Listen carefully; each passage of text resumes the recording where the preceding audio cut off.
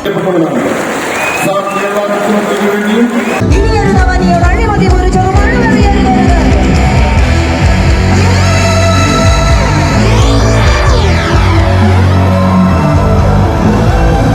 Friends, നമ്മുടെ പുതിയ വീഡിയോയിലേക്ക് എല്ലാവർക്കും സ്വാഗതം. 1924 മാർച്ച് 30 ആരംഭിച്ച് 1925 നവംബർ 23 അവസാനിച്ച കേരള ചരിത്രത്തിലെ ഐതിഹാസികമായ വൈക്കം സത്യാഗ്രഹത്തിൻ്റെ 100ാം വാർഷികത്തിന് ഏകദേശം 603 ദിവസക്കാലം നീണ്ടു നിൽക്കുന്ന ആഘോഷ പരിപാടികളുടെ സംസ്ഥാനതല ഉദ്ഘാടനത്തിന് വേണ്ടി കേരളത്തിൻ്റെ മുഖ്യമന്ത്രിയായിട്ടുള്ള ശ്രീ പിണറായി വിജയനും അതുപോലെ തന്നെ തമിഴ്നാട് മുഖ്യമന്ത്രി ശ്രീ MK സ്റ്റാലിനും വൈക്കത്തെത്തുകയാണ്. ഈ രണ്ട് മുഖ്യമന്ത്രിമാരെയും സ്വീകരിക്കുന്നതിന് വേണ്ടി വൈക്കം പട്ടണം അക്ഷരാർത്ഥത്തിൽ ഉത്സവ ചായയിൽ ഒരുങ്ങി നിൽക്കുകയാണ്. ഈ ആഘോഷ പരിപാടികളുടെ ഭാഗമാകാൻ എത്തുന്നവർക്ക് വൈക്കം സത്യാഗ്രഹത്തിൻ്റെ ചരിത്രത്തെക്കുറിച്ചും അതുപോലെ തന്നെ സംഭവവികാസങ്ങളെക്കുറിച്ചൊക്കെ മനസ്സിലാക്കുന്നതിനൊക്കെ വേണ്ടിയിട്ട് അതിൻ്റെ ചരിത്ര സ്മാരകങ്ങളെല്ലാം തന്നെ തുറന്നു കൊടുക്കപ്പെട്ടിരിക്കുകയാണ്. അപ്പോൾ ഈ ആഘോഷ പരിപാടികളുടെ ഭാഗമായിട്ട് വൈക്കം ബീച്ചിൽ ഒരുക്കിയിട്ടുള്ള പ്രൗഢഗംഭീരമായ സ്റ്റേജിൽ വിവിധ കലാകാരന്മാരുടെ എല്ലാ പരിപാടികളൊക്കെ ഈ പരിപാടിയുടെ ഭാഗമായിട്ട് അണിയിച്ചൊരുക്കിയിട്ടുണ്ട്. അപ്പോൾ വൈക്കം സത്യാഗ്രഹത്തിൻ്റെ ശതാബ്ദി ആഘോഷങ്ങളുടെ ഉദ്ഘാടനത്തിൻ്റെ വിശേഷങ്ങളാണ് ഇന്ന് നിങ്ങളുമായിട്ട് ഷെയർ ചെയ്യാനുള്ളത്.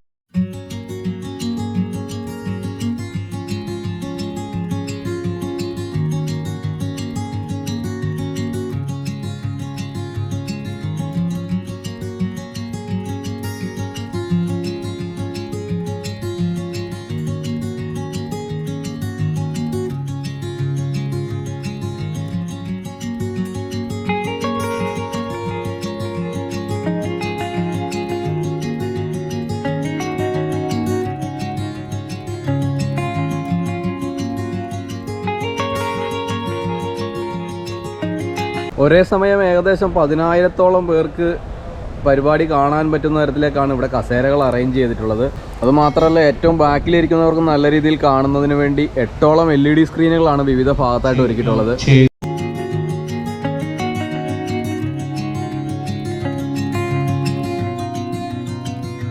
ഉദ്ഘാടന സമ്മേളനം ഉച്ചതിരിഞ്ഞ് 3 മണിക്കാണ് തീരുമാനിച്ചിരുന്നത്.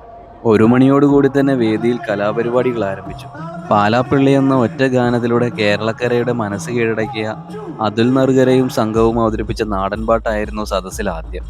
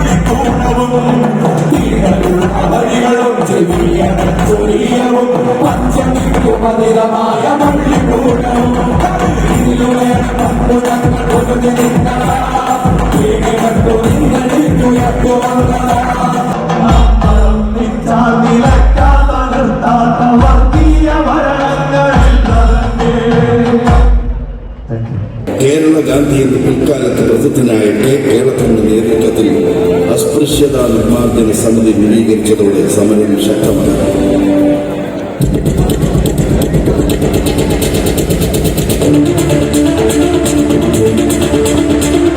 മൂന്ന് ജാതികളുടെ പ്രതിനിധികളായ കുഞ്ഞാപ്പി, ബാഹുലേയൻ, ഗോവിന്ദ പണിക്കർ എന്നിവർ ആദ്യ സത്യാഗ്രഹികളായി അറസ്റ്റ് വരിച്ചു.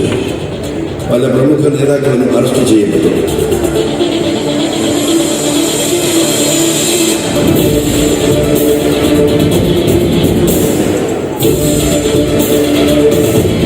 സമരത്തിൽ പങ്കെടുത്ത് അധികാരികളുടെ ക്രൂരതയ്ക്ക് ഇരയായവരും പ്രധാനികളാണ് ആമച്ചാടി ദേവൻ, മൂവാറ്റുപുഴ രാമൻ പിള്ളയത്, രക്തസാക്ഷിയായ ചിറ്റടത്ത് ശങ്കരപിള്ള എന്നിവർ. പിൽക്കാലത്ത് ഇന്ത്യയുടെ ഗവർണർ ജനറലായ സ്വാതന്ത്ര്യ സമര സേനാനി ശ്രീ രാജഗോപാലാചാര്യ, സർദാർ KM പണിക്കർ തുടങ്ങിയ പ്രമുഖർ സത്യാഗ്രഹത്തിന് പിന്തുണ നൽകി. പ്രശ്ന പരിഹാരത്തിനായി 1925 മാർച്ച് 10 വൈക്കത്ത് വന്ന ഗാന്ധിജി സവർണരുടെ നേതാവ് ഇണ്ടം തുരുത്തി ദേവൻ നീലകണ്ഠൻ നമ്പ്യാതിരിയുമായി ചർച്ച നടത്തി. പക്ഷേ ഗാന്ധിജിയുടെ ഒത്തുതീർപ്പ് നിർദ്ദേശങ്ങൾ യാഥാസ്ഥിതിയെ സ്വീകരിച്ചില്ല. ശ്രീനാരായണ ഗുരുവും വൈക്കത്തെത്തി സത്യാഗ്രഹത്തിന് ഊർജ്ജം പകർന്നെങ്കിലും അധികൃതരും യാഥാസ്ഥിതികരും സാമൂഹിക പരിഷ്കാരങ്ങളോട് മുഖം തിരിച്ചിരുന്നു. പക്ഷെ ഒടുവിൽ സത്യാഗ്രഹികളുടെ നിശ്ചയദാർഢ്യത്തിനും ഇച്ഛാശക്തിക്ക് മുന്നിൽ യാഥാസ്ഥിതികർക്ക് മുട്ടുമടക്കേണ്ടി വന്നു.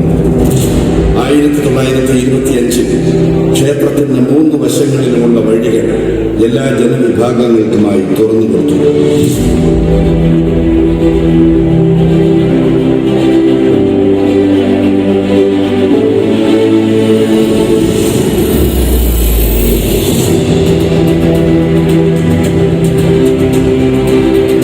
ഹിന്ദുമതത്തിലെ അനാചാരത്തിനെതിരെയായിരുന്നു ഈ സത്യാഗ്രഹമെങ്കിൽ സമൂഹത്തിലെ എല്ലാ വിഭാഗം ജനങ്ങളുടെയും സഞ്ചാര സ്വാതന്ത്ര്യവും ക്ഷേത്രപ്രവേശനവും സർവോപരി സാമൂഹിക നവോത്ഥാനവും സമര നേതാക്കളുടെ ആത്യന്തിക ലക്ഷ്യമായിരുന്നു.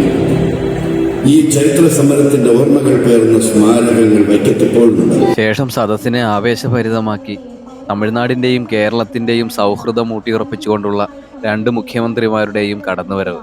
ഈ സായാഹ്നത്തിലേക്ക് ഏവർക്കും സ്വാഗതം. സവർണ മേധാവികളുടെയും പോലീസിന്റെയും നിശ്ചിതമായ അടിച്ചമർത്തലിനെയും ജാഗ്രത കുറിച്ച കൽപ്പുറത്തിനെയും അതിജീവിച്ച പോരാളികളുടെ സ്മൃതി മണ്ഡപങ്ങളിൽ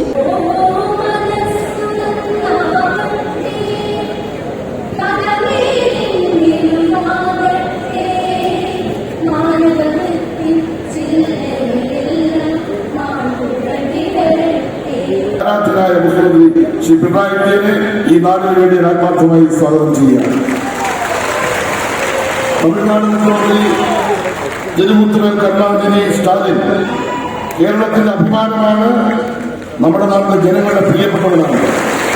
കേരള മുഖ്യമന്ത്രിക്ക് വേണ്ടിയും കേരള മക്കൾക്ക് വേണ്ടിയും സ്വന്തം പേരിൽ മുത്തവേൽ കരുണാനിധി സ്റ്റാലിൻ അവരെ வரவேற்கின்றார். தமிழக முதல்வர் மாண்புமிகு மு.க. ஸ்டாலின் அவர்களை நிறைந்த மனதுடன் அன்புடன் வரவேற்கிறேன்.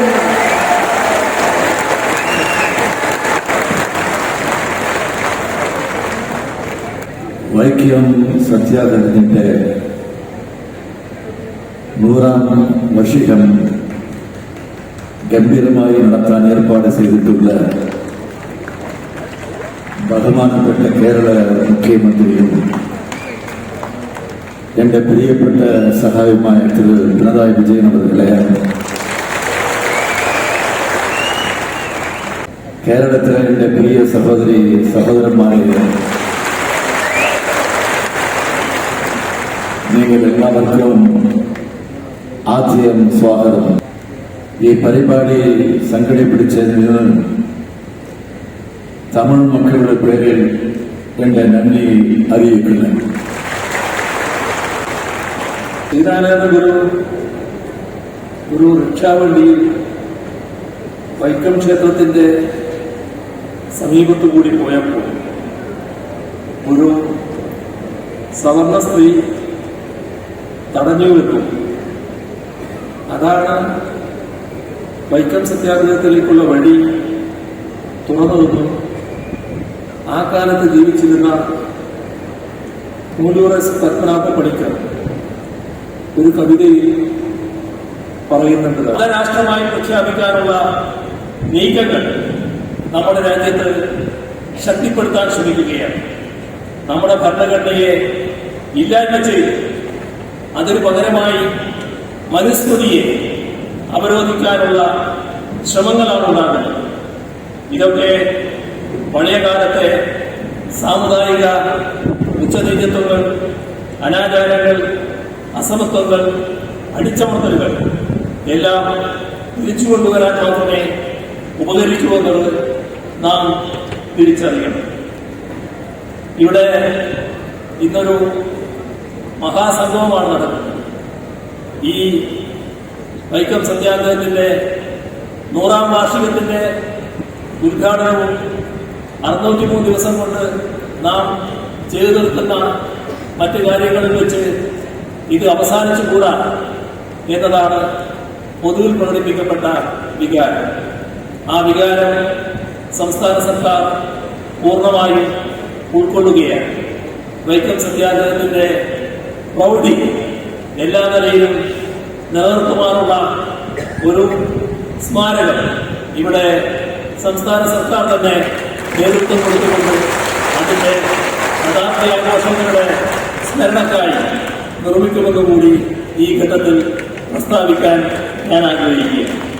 ഇന്ന് നാം നേരിടുന്ന വെല്ലുവിളികളെ അതിജീവിക്കാൻ ഉതകുന്ന പോരാട്ടങ്ങൾക്കുള്ള വലിയ ഊർജമായി വൈക്കം സത്യാഗ്രഹത്തിന്റെ 100ാം വാർഷികാഘോഷങ്ങൾ മാറട്ടെ എന്ന് ആശംസിച്ചുകൊണ്ട് ബഹുമാന്യനായ സ്റ്റാലിനോടൊപ്പം ചേർന്നുകൊണ്ട് ഈ പരിപാടിയുടെ ഔപചാരികമായ ഉദ്ഘാടനം നിർവഹിച്ചതായി അറിയിച്ചുകൊണ്ട് അവസാനിപ്പിക്കുന്നു.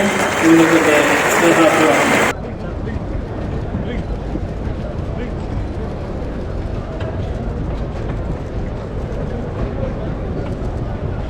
ഉദ്ഘാടന സമ്മേളനത്തിന് ശേഷം ഏവരും കാത്തിരുന്ന ഗായിക സിത്താരയും സംഘവും അവതരിപ്പിച്ച ഫ്യൂഷനായിരുന്നു. അക്ഷരാർത്ഥത്തിൽ സദസ്സിനെ ഇളക്കി മറിച്ചൊരു പരിപാടിയായിരുന്നു അത്.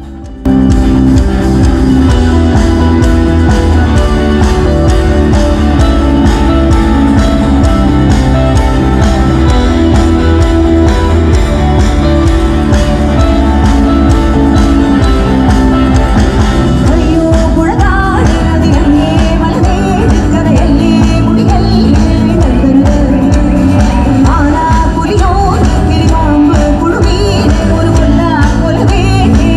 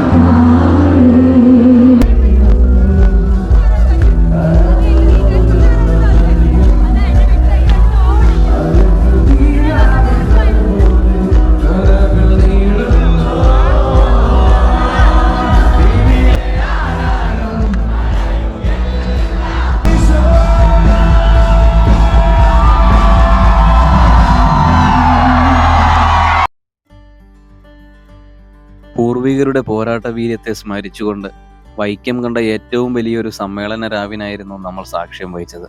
തലമുറകൾ കൈമാറിയ ആ പോരാട്ട വീര്യം നാളെയുടെ നന്മയ്ക്കായി കൈവിടാതെ നമുക്ക് കാത്തുവയ്ക്കാം. അപ്പോൾ ഈ വൈക്കം സത്യാഗ്രഹത്തിന്റെ ആഘോഷ പരിപാടികളെല്ലാം നിങ്ങൾക്ക് ഇഷ്ടപ്പെട്ട് കാണുമെന്ന് പ്രതീക്ഷിക്കുകയാണ്. അപ്പോൾ ഇഷ്ടപ്പെട്ടിട്ടുണ്ടെങ്കിൽ വീഡിയോയെക്കുറിച്ചുള്ള അഭിപ്രായങ്ങളും നിർദ്ദേശങ്ങളും ഒക്കെ കമന്റ് ബോക്സിൽ രേഖപ്പെടുത്തുക. ആദ്യമായിട്ടാണ് ഈ ചാനൽ കാണുന്നതെങ്കിൽ ഒന്ന് സബ്സ്ക്രൈബ് ചെയ്തുകൂടി സപ്പോർട്ട് ചെയ്യുക. അപ്പോൾ മറ്റൊരു വീഡിയോയുമായിട്ട് സമീപ ഭാവിയിൽ തന്നെ കണ്ടുമുട്ടാമെന്ന പ്രതീക്ഷയോടെ സബീർ ഇബ്രാഹിം, മഹാരാജാസ്.